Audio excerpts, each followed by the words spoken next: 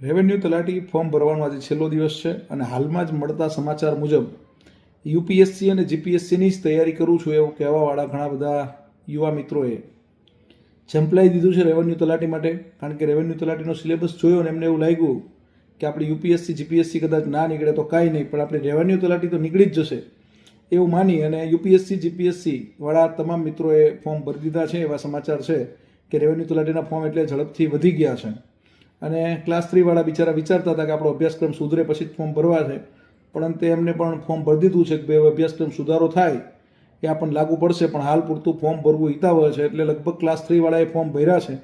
CCB ગ્રુપનું paper જોઈને ઘણા inspired થયા છે કે વાંધો નહીં આવે, આવી તૈયારી તો આપણે અગાઉ કરતા જ હતા અને આવા જ પેપર ગૌણ સેવા કાઢે છે તો આપણને વાંધો આવશે નહીં. કારણ કે એક ફરીથી પીએસઆઈનું પેપર, સીસીઈનું પેપર એ જોઈને એવી ઈચ્છા થાય અને કોન્સ્ટેબલનું એવું સહેલું જ આવવાનું છે.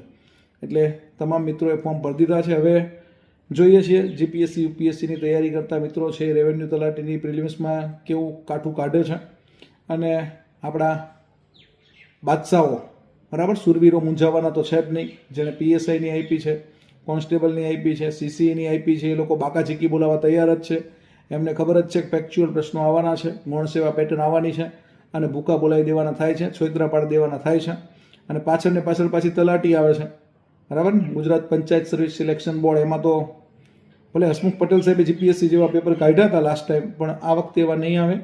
પંચાયત સર્વિસ સિલેક્શન બોર્ડની પેપર સ્ટાઇલ મુજબ જ પંચાયત સર્વિસ સિલેક્શન બોર્ડ આવવું જોઈએ, ગૌણ સેવા મુજબ જ ગૌણ સેવા આવવું જોઈએ, તો જ એ જે તે સર્વિસ સિલેક્શન બોર્ડ છે જેની ભરતી કરે એ પ્રમાણે પેપર હોવું જોઈએ.